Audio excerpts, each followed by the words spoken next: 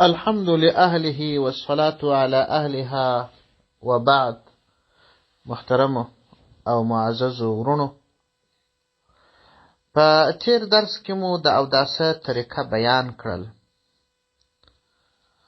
خو دا یوه خبره په شروع کې یادوم چې د اوداسه په طریقه کې مو ځینې دعاوې یادې کړلې چې د مخ د پریولو پر وخت به دا دعا وایه، د لاسونو پریوللو پر وخت به دا دعا وایه، د دعا تر خلاصېدو وروسته به دا دعا وایه، د اوداسه تر خلاصېدو وروسته به دا دعا وایه. دغه دعاوې چې مو ووایه بیان کړلې، دا که چا زده کړلې ویې ویلې ثواب لري، که یې ونه ویلې هېڅ لازمه نه ده. فقط د اوداسه په شروع کې بسم الله ویل سنت دی، او دغه وروسته دعاوې چې دي دا هم په احادیثو ثابت دي، خو که یې ونه وایي اودس یې صحیح دی.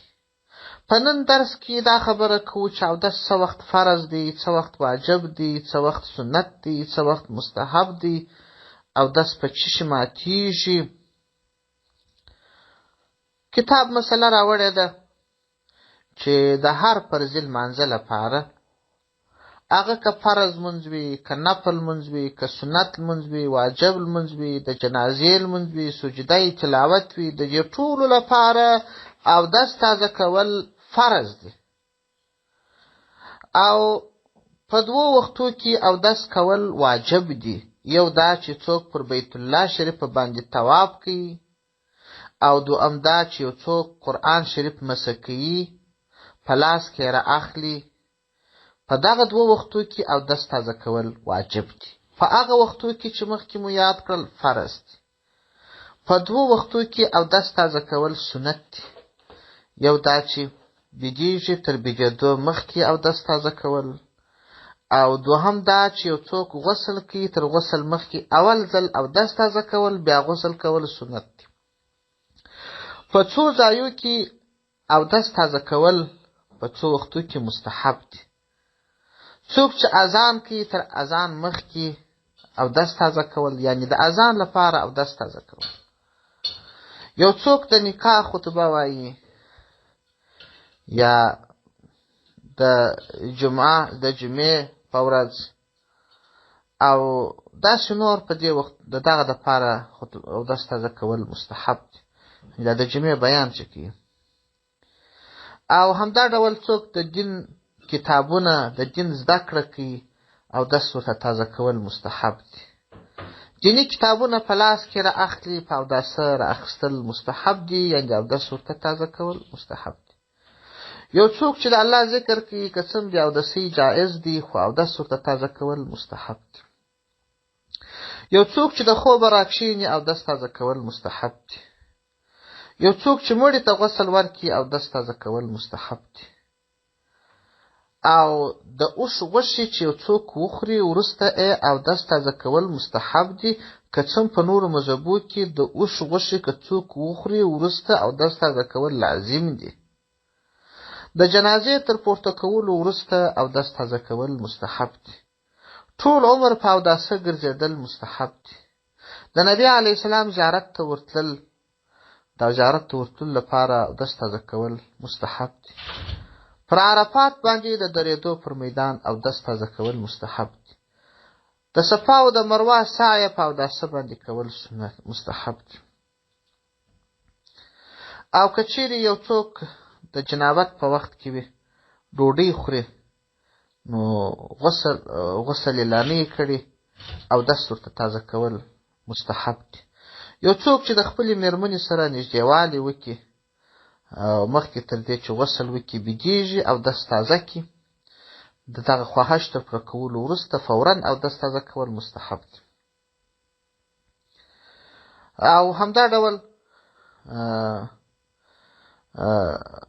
ځینې وختونه نور هم علماو یاد کړي دي چې پر نورو مذاهبو اودس ماتیږي.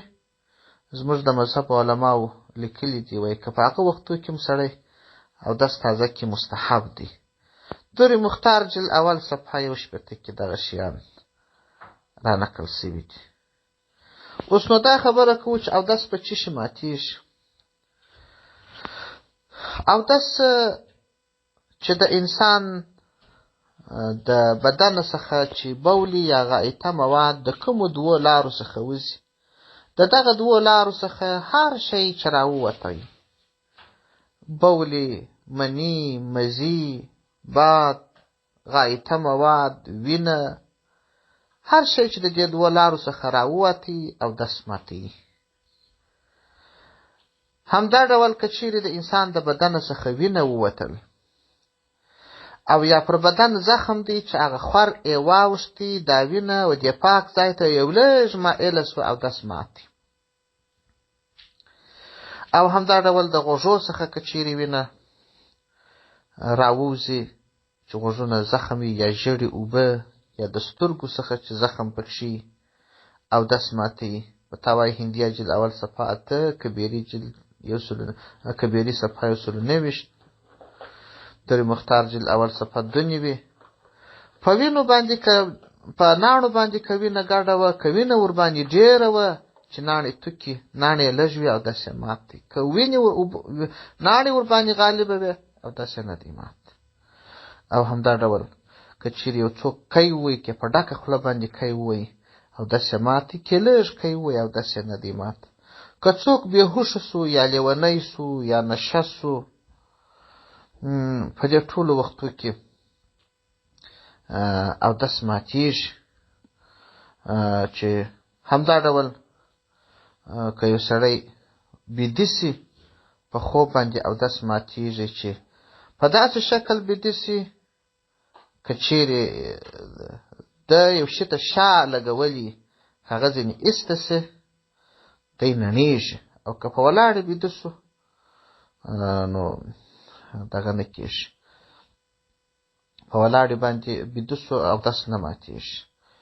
همدا ډول که چیرې د انسان په بدن کې زخم و، پر هغه یې پټۍ لګولې وه، که یې پرېولي تاوان ورته کوي، پر هغه پټۍ دې سربېره مسه وکړي.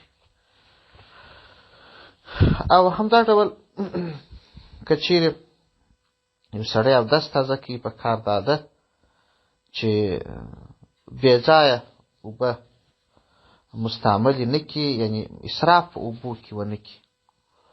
بله خبره دا ده چې کله کله یو څوک معذوره وي، څک څک بولې یې راځي، یا د بدن یو ځای زخمي وي چې دی اودس تازه کړي، دستي وینه راوباسي، دا کس معذور بلل کېږي. که یې دومره وخت نه سوی پیدا کولی چې دی په هغه وخت کې لمونځ وکړي، د ده دپاره په کار دا ده چې دی به هر وخت اودس تازه کوي. د ماپښین دپاره یې اودس تازه کوي، که څه هم هغه څک څک بولې راسي، یا د پزه وینې کوي، یا زخم وینې کوي، پروا نه کوي. بس دی د خپل فرض نفل ټول منځونه کوي.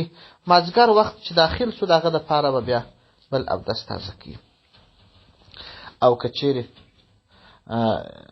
چا اوبه نه سوی پیدا کولی، په دشت کې و، او یا دا چې په ښار کې دی خو دی اوبه نسي پیدا کولی، و هم اوبه پیدا کولی سي خو ناروغه دی، که استعمال کی ناروغي یې ډېرېږي، یا یې ناروغوي، یا یې هلاکوي، یا دا اوبه تاوان ورته کوي، یا حرکت تاوان ورته کوي، دغه کس به تیمم وي. تیمم اسانه دی، بس پر خاوره باندې، پر سیمټ باندې، پر خښته باندې، پر ډبره باندې، هر شی چې د جنس څخه د مځکې دا دواړه لاسونه دي پر مځکه ټاک وي، مځکه دې په دې لاسو مسح کړي، بیا دې وڅنډي چې د خاورې ماورې ځینې توی سي، بس پر مخ دې یې راوګرځي، ټول مخ دې په مسح کړي. دوهم وار دې بیا لاسونه پر مځکه وډبوي، بیا دې راپورته کړي، یو وار دې دا لسته لاس تر څنګلي ټول په مسح کړي، بیا دې دا چپه لاس تر څنګلي ټول په مسح کړي. او نیت د تیمامه دپاره ضرور دی. ما چې په زړه کې راوګرځوه، زه تیمم وهم دپاره د رووالي د لمانځه. دغه دوه ضربه دا بس تیمم دی، نور نه استنجا لري، او نه نور پښې مسح کېږي، نه سر مسح کېږي، صرف مخ لاسونه. دا د چا دپاره چې څوک په صحرا کې وي اوبه نه لري، یا په ښار کې وي اوبه سته، یا په صحرا کې وي اوبه سته خو د اوبو استعمال یې ناروغه کوي. همدا ډول پر یو چا چې غسل لازم وي، اوبه که استعمال کړي ناجوړه کړي، د هغه دپاره هم تیمم کفایت کوي. السلام علیکم ورحمة الله وبرکاته.